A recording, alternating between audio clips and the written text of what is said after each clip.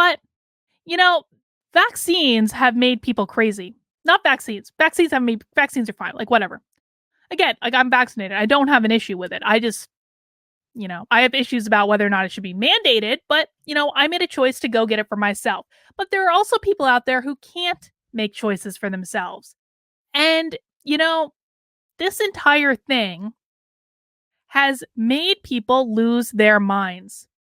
And it's making some people do extremely horrible things to people who do not have the ability to defend themselves. So, on this one, I want to let this video kind of speak for itself.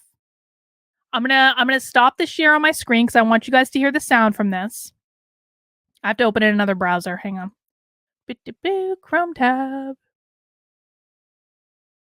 Okay, I just want to play this video. This is posted by Moms for Liberty on Twitter.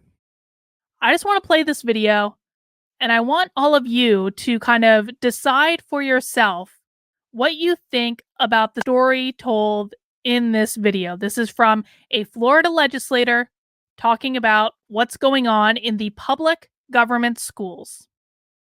Special needs When she got off the school bus a few days ago, her father saw her and she was wearing a mask.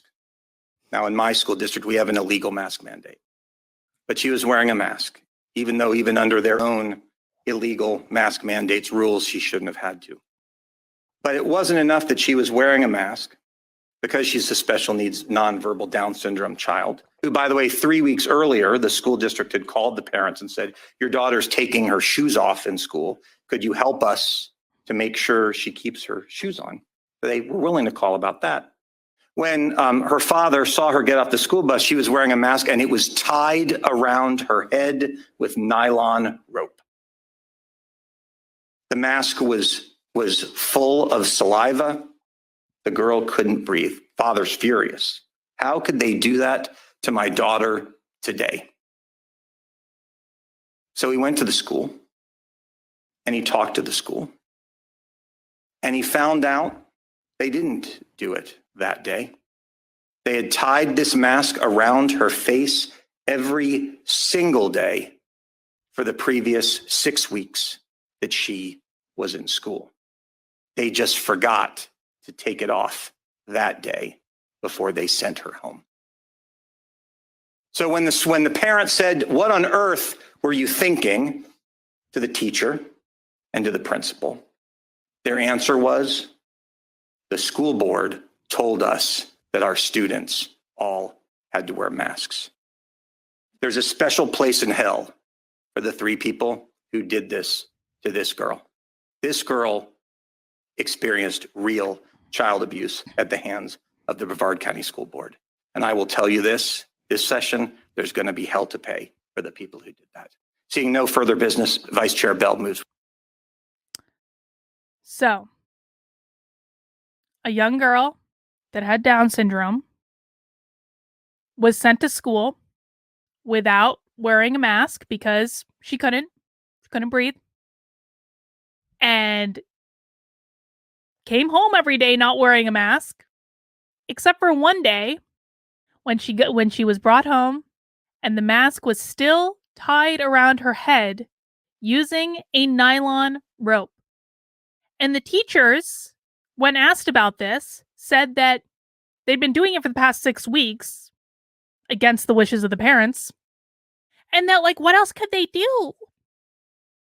What else could they be expected to do? The school mandated everyone wear masks. We just had to tie a mask around a child's head with a nylon rope. This is child abuse. We have lost our humanity in the past year and 9 months.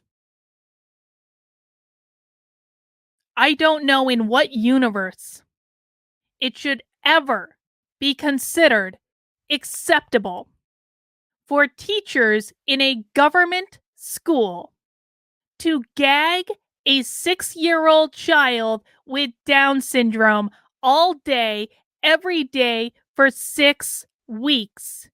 and then say, well, what else could we do? What else could we? These people should never be around children again. Children should never be left alone with these people again. They have lost their privileges, so far as I'm concerned. This is abuse. This is neglect. And it is funded by your taxpayer dollars.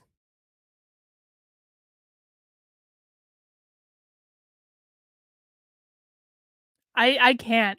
I'm almost speechless with how pissed I am. And people wonder why parents are going to school board meetings. People wonder why parents are angry. It's because of shit like this. Stuff like this happens every single day in government schools all over the country. And the people that you entrust your children to are throwing up their hands and acting like innocent victims, and they quit. What else did you want us to do? We just had no other options other than to gag a 6-year-old with Down syndrome with a mask all day, every day for weeks.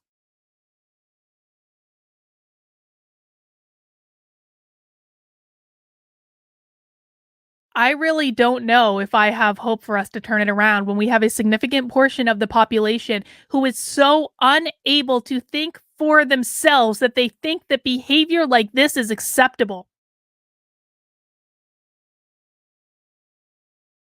These are people whose literal job it is to take care of kids. You know, it was the special needs parents who first started pushing for cameras in classrooms. I talked to a bunch of them when I was originally like doing research to vet the idea. It was the parents of special needs kids. They were completely supportive. They wanted this because the schools have been abusing their kids for years. They wanted this. And it's all for things like this. And clearly nothing has improved. It's probably only gotten worse. Because now all the children under 12 are unvaccinated, and oh my god, we have to get them all vaccinated. They're all horrible little bastions of virus, of plague. Of course, you should consult the CDC for all vaccine-related information. Of course, the CDC is on the verge of recommending that 5 through 11-year-olds get vaccinated.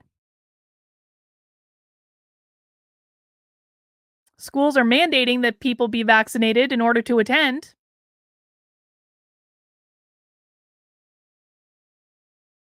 Diane B asks, is it time for cameras in classrooms? Well, Matt Walsh is championing that idea now. I gave up because Matt Walsh is just the rightful and proper leader of cameras in classrooms. And it was made very clear to me that people don't want me working on it. But Matt Walsh, I'm sure, has a plan and a team and is putting a strategy in place. And maybe Matt Walsh will get cameras in classrooms for everyone. Who knows? Who knows? But I wanted to make sure you guys saw that video if you hadn't heard about that story.